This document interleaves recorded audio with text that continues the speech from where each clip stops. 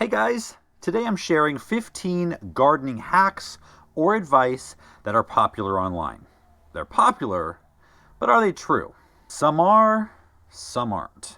And I'm going to go through these relatively in order of popularity. Let me know if I missed anything that you can think of or what you think about my analysis of the ones I'm listing. So number 15, reuse water from cooked vegetables. So the claim is, don't dump the water from steamed or boiled vegetables. Once cooled, it's packed with nutrition, makes a great organic fertilizer. True or false? This is true, and it's a great way to save water also. I wouldn't count on this as having enough nutrients to be your sole fertilizer, but everything helps. Plus, you're getting a lot of good micronutrients. You're also getting things like some of the sugars in the vegetables to feed the soil organisms. Now make sure you compost the vegetable peelings or throw them on top of the garden soil and let them break down naturally. Number 14 is DIY weed killer. So the claim is, mix white vinegar, salt, and a bit of dish soap for an all-natural weed killer. Just be careful. This will kill any plant it touches. What do you think? True or false? No, sorry, it doesn't work. I've tried it. It might burn them, but they will live on. Number 13, grow veggies from scraps. The claim is, regrow lettuce, celery, and green onions from kitchen scraps. Just place the ends in water and watch them sprout new life. So, this one is true and false. The ones this claim mentioned, it does work for. Lettuce, celery, green onions, yes, those will work. However, we all know we've seen many other kitchen scraps besides that on some of these posts. Root vegetables will sprout and grow some more, but only the tops. So if you like eating carrot tops, go ahead and do that. But otherwise, plant new carrots. All right, number 12. In vegetable gardening, USDA zones don't matter. True or false? This one is true for annual vegetables. Now for perennials like asparagus, artichoke, strawberries, these are perennials and you can still use zones. Why? Because zones tell you how cold it's going to get in a particular area. And perennial vegetables, they're going to live through your winter, hopefully, if you're not too cold. So for perennials, vegetable and flowers, you want to know what zone they will make it through in the winter. But for annuals, like most of the vegetables we grow, it's much more advantageous to use frost dates. Last frost date in spring, first frost date in fall.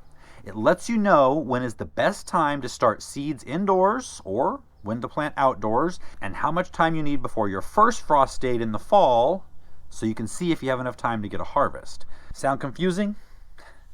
This is why we came out with our planting calculator. No matter where you are, this calculator will tell you, based on your frost date, when you can plant indoors and outdoors in your area. Anything you want to grow. It will also give you a growing guide for those crops, including scientific companion plants best for that crop. Better yet, you can receive notifications for each plant to tell you when to sow, when to plant, and when to harvest. It takes all the guesswork out of it. I'll leave a link to it down below in the description. Okay, number 11. Mulch with grass clippings. The claim is, don't throw away those grass clippings. Use them as mulch to retain moisture, suppress weeds, and add nutrients back to the soil. True or false? This one is mainly true. They will suppress weeds, they'll hold in moisture, and they will give their nutrients back to the soil. The only caveat is with grass clippings, use them sparingly. With leaves and straw and things, you can put a nice 2 to 3 inch thick layer, but with grass clippings, if you do that, they're going to shrink down into a thick mat that, yes, it won't let weeds through, but it won't let much water through either. It'll maintain this barrier, keeping oxygen from getting in and out of the soil. It'll smother the ground. It's not great when applied thickly. So you can mix grass clippings with leaves and straw and things like that. That would be a much better idea than using just a big thick layer of grass clippings. You don't want to do that. Number 10, companion planting will solve all your problems. Well, we kind of mentioned companion planting a couple above this one, but I used to think companion planting was a myth. I was actually contacted 4 or 5 years ago by Penguin Random House to write a book for them. And I was super excited until they told me the subject of the book they wanted me to write was companion planting. I had tried several companion planting strategies that I found in books, and none of them worked. Have you been there? But I really wanted to write a book. So I started researching companion planting, and I realized that other than the information we've been told for years, companion planting actually works. There's science behind it, and colleges are using it, commercial farms are using it, and it actually wasn't a myth overall if you use the science-based ones. Now, the myth would be like, plant your basil with your tomatoes and it's going to make your tomatoes taste better. There's no science behind things like that. But if you want to know how to use science-based companion strategies in your garden, check out my book, Companion Planting for Beginners. I'll leave a link in the description. On to number 9. Use banana peels for fertilizer. The claim is, boil the banana peels in water. They're packed with potassium and phosphorus, 2 essential nutrients for plant growth. Boil them in water, bury them around your plants, and you're going to give your plants a natural boost. Now, this is true, but with the boiling method, it kind of varies how much of the nutrients actually come out of the peel and if it's worth it. And burying them around your plants, they might be able to partake a season or 2 from now, but this year's plants aren't going to be able to take advantage of it because they're not going to break down that fast. The best thing to do is start a compost pile or bin and just throw your banana peels in there. And then once it's all broken down with the rest of the compost, add that to your garden. Number 8 is cinnamon for seedlings.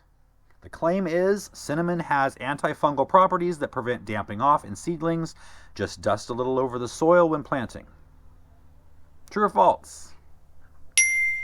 This one is very true. Cinnamon definitely is an antifungal and will help keep your seedlings from damping off. If you ever see your seedlings look pinched right at the soil level and they kind of fall over, they look like this, that's damping off. And cinnamon on the soil surface will help fight that off. As will watering from below and leaving a fan running in the area of your seedlings to just keep that very top of the soil dry. Number 7. All you have to do to repel slugs is just surround whatever you want to protect with copper tape. I've heard this one for years. The claim is slugs and snails hate copper. Wrap copper tape around planters to keep them from munching on your plants. Now, I've never used it myself. I always had a little skepticism. But I have watched countless video experiments on this, more than I want to admit.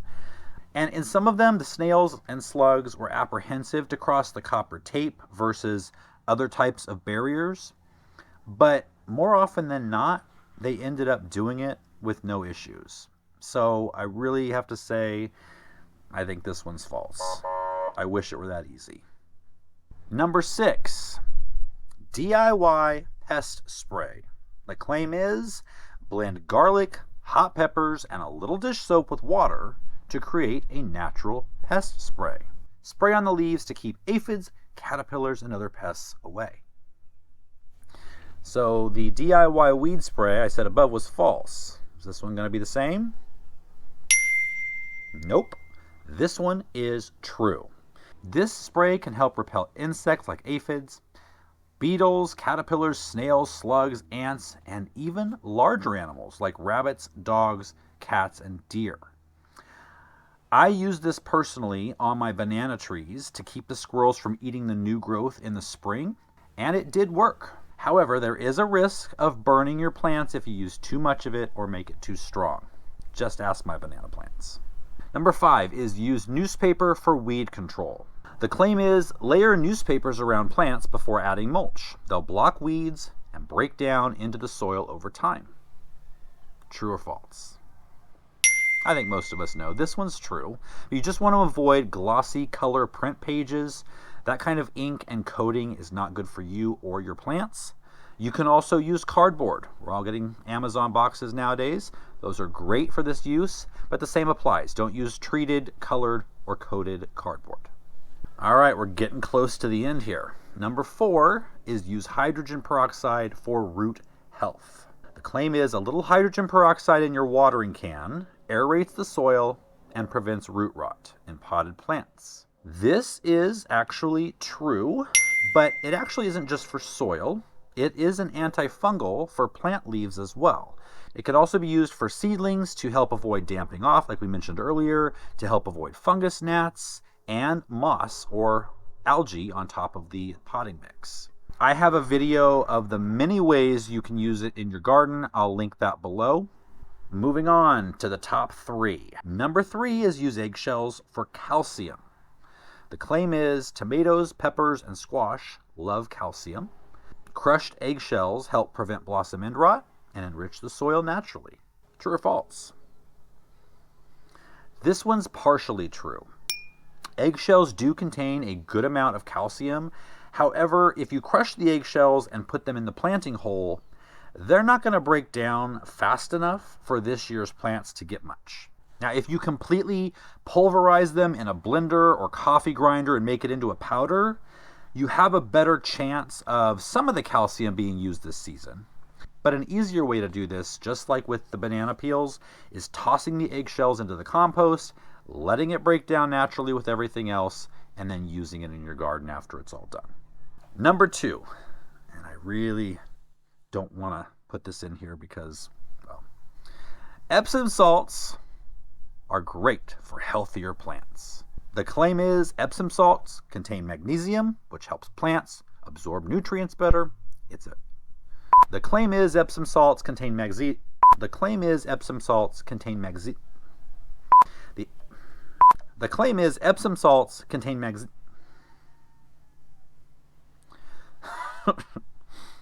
The claim is Epsom salts contain magnesium, which helps plants absorb nutrients more efficiently. It's actually touted as a cure-all. Magical. The best thing you can use in your garden. True or false? This is a controversial one. I've done a couple of videos on this, and it always leads to a lively comments section. But there's no proof that Epsom salts is beneficial, and it can actually be harmful and cause more blossom end rot. I'll link the video I did below for the details. All right, the number 1 most popular, it probably ties for Epsom salts, but use coffee grounds for acid-loving plants. Okay, the claim is if you've got coffee grounds, don't throw them away. They add nitrogen to the soil and help acid-loving plants like blueberries, azaleas, and hydrangeas thrive. Okay, so true or false? And you're going to get this right either way because part of it's true and part of it's false. If we're just going on the basic claim that coffee grounds are great for acid-loving plants, that part is false. At least brewed coffee grounds, and that's 99% of, I'm sure, what people are using. They're not throwing new coffee grounds out there. So brewed coffee grounds will not help or change the acidity of your soil. So if you do not already have acidic soil, it's still not going to help your azaleas, blueberries, and hydrangeas. They do have some nitrogen, and it's good organic matter as well. One of my most popular videos on this channel is the benefits and dangers of coffee grounds and wood ash in the garden. There are dangers. Click this video right here to watch, or check the video description for this and the rest of the related videos to some of what we talked about in this video. I'll see you guys next time.